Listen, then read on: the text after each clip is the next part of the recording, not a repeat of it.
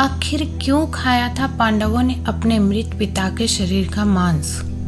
आज हम आपको महाभारत से जुड़ी एक घटना बताते हैं जिसमें पांचों पांडवों ने अपने मृत पिता पांडु का मांस खाया था। उन्होंने ऐसा क्यों किया, यह जानने के लिए पहले हमें पांडवों के जन्म के बारे में जानना पड़ेगा। पांडु के 5 पुत्र युधिष्ठिर, भीम, अर्जुन, नकुल और सहदेव थे। इनमें से युधिष्ठिर, भीम और अर्जुन की माता कुंती तथा नकुल और सहदेव की माता माद्री थी।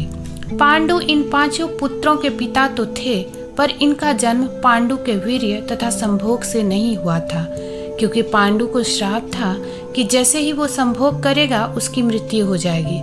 इसलिए पांडु के आग्रह पर यह पुत्र कुंती और माद्री ने भगवान का आह्वान करके प्राप्त किए थे। जब पांडु की मृत्यु हुई तो उसके मृत शरीर का मांस 5 भाइयों ने मिल बांटकर खाया था। उन्होंने ऐसा इसलिए किया क्योंकि स्वयं पांडु की ऐसी इच्छा थी। चूंकि उसके पुत्र उसके वीर्य से पैदा नहीं हुए थे, इसलिए पांडु का ज्ञान कौशल उसके बच्चे में नहीं आ पाया था। इसलिए उसने अपनी मृत्यु पूर्व ऐसा वरदान मांगा था कि उसके बच्चे उसकी मृत्यु के पश्चात उसके शरीर का मांस मिल बांट कर खाते, ताकि उसका ज्ञान बच्चों में स्थानांतरित हो जाए। पांडवों द्वारा पिता का मांस खाने के संबंध में 2 मान्यता प्रचलित है।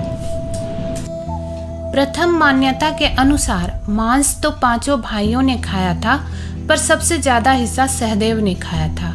जबकि एक अन्य मान्यता के अनुसार सिर्फ सहदेव ने पिता की इच्छा का पालन करते हुए उनके मस्तिष्क के 3 हिस्से खाए। पहले टुकड़े को खाते ही सहदेव को इतिहास का ज्ञान हुआ, दूसरे टुकड़े को खाने पे वर्तमान और तीसरे टुकड़े को खाते ही भविष्य का। यही कारण था कि सहदेव 5 भाइयों में सबसे अधिक ज्ञानी था और इससे उसे भविष्य में होने वाले घटनाओं को देखने की शक्ति मिल गई थी। शास्त्रों के अनुसार श्री कृष्ण के अलावा वो एकमात्र शख्स सहदेव ही था जिसे भविष्य में होने वाले महाभारत के युद्ध के बारे में संपूर्ण बातें पता थी। श्री कृष्ण को डर था कि कहीं सहदेव यह सब बातें औरों को न बता दे, इसलिए श्री कृष्ण ने सहदेव को श्राप दिया था कि यदि उसने ऐसा किया तो मृत्यु हो जाएगी।